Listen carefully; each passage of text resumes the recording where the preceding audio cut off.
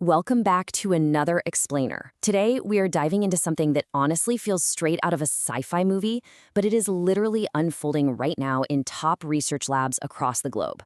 We're talking about a massive, fundamental shift in how strategic decisions are made.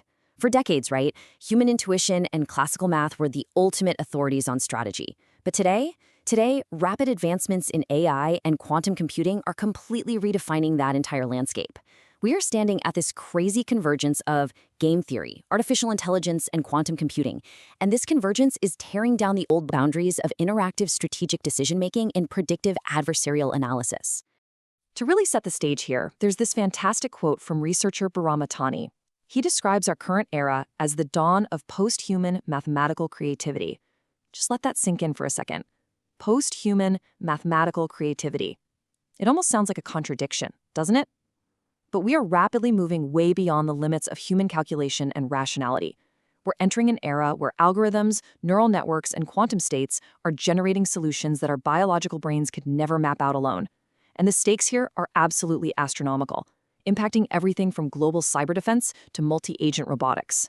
So to break this massive topic down into a logical flow, we'll hit 5 expanding horizons today.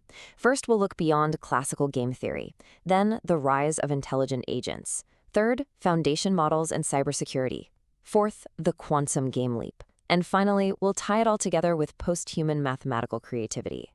All right, let's jump straight into part 1, beyond classical game theory. So for nearly a century, game theory has essentially been dominated by the Nash equilibrium. You know the concept. A state where no player can improve their outcome by changing their strategy, assuming everyone else stays put. But here's the wild part. Even this foundational, classical concept is still evolving as we speak. The original proofs for Nash equilibrium relied on these incredibly complex topological rules called fixed-point theorems. But recently, researchers Carpentier and Watson published a completely new, self-contained mathematical proof. They brought in these new concepts called root functions and pre-equilibria. Basically, they found a much more flexible way to prove that balance exists in a game without having to rely on those old, rigid formulas. It just goes to show that even classical math is totally ripe for reinvention. The real takeaway here is that classical game theory, as brilliant as it is, definitely has its limits. It typically assumes this very rigid human rationality, and honestly, it hits massive computational bottlenecks when games get a little too complex. But where traditional math gets stuck in the mud of computational complexity, emerging game theory just blasts right through. By integrating AI learning with quantum state mechanics, we can now analyze these massive, highly dynamic systems where traditional math would just stall out. Which brings us perfectly to our second point, the rise of intelligent agents. Specifically looking at AI in complex social dilemmas. Okay, so historically, if you take basic AI agents and just drop them into a scenario like the prisoner's dilemma, they act totally selfishly. Everyone loses. They literally just learn to continuously betray each other, driving straight toward the worst possible outcome for the whole group. But researchers are now developing what are called opponent-shaping algorithms. A prime example of this is advantage alignment. Now, this is an incredibly intuitive AI algorithm derived entirely from first principles. Instead of an agent just trying to maximize its own immediate selfish reward, advantage alignment actively aligns the advantages of the interacting agents. If their past interactions have been mutually beneficial, the algorithm bumps up the probability of continuing those beneficial actions. And when you actually look at the data, it's pretty amazing.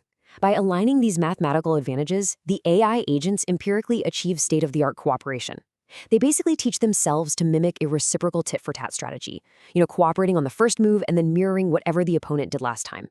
It's literally an algorithm mathematically teaching itself that mutual cooperation is vastly superior to selfish betrayal in these general-sum games. This is such a brilliant illustration of how modern multi-agent systems operate in the wild.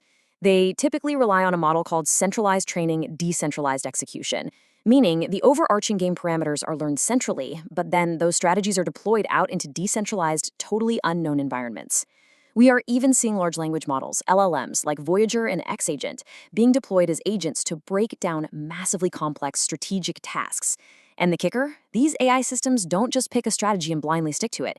They dynamically adjust on the fly based on real-time feedback in completely unpredictable environments.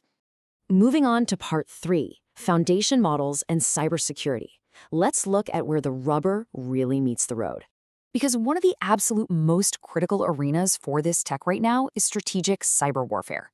We are witnessing this incredible symbiotic relationship forming between game theory and AI foundation models to create fully automated cyber deception.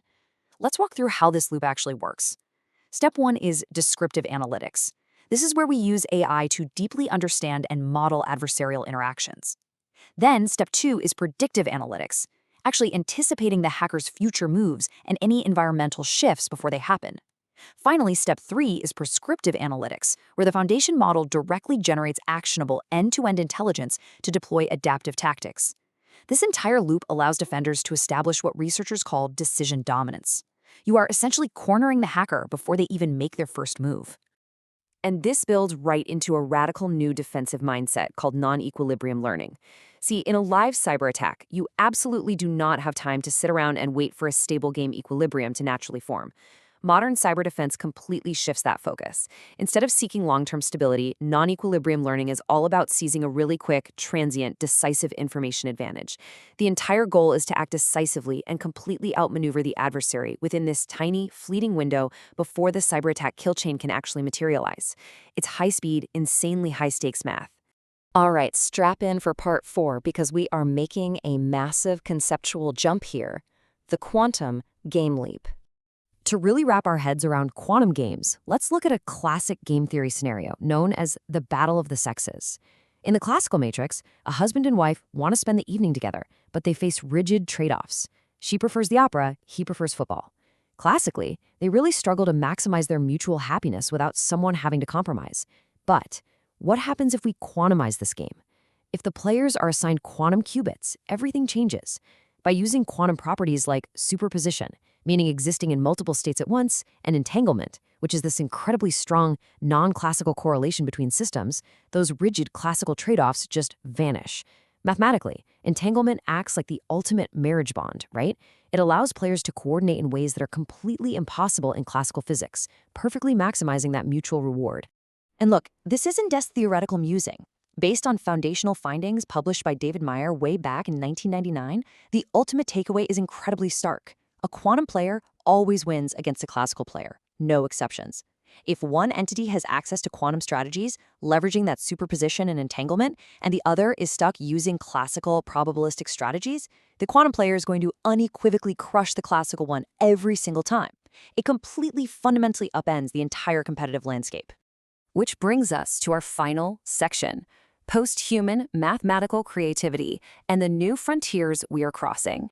So where is all of this actually heading? Let's take a rapid-fire look at these new frontiers. First, we've got neuro-symbolic learning. This is a hybrid AI that merges strict symbolic logic with massive data-driven learning to create these incredibly robust systems.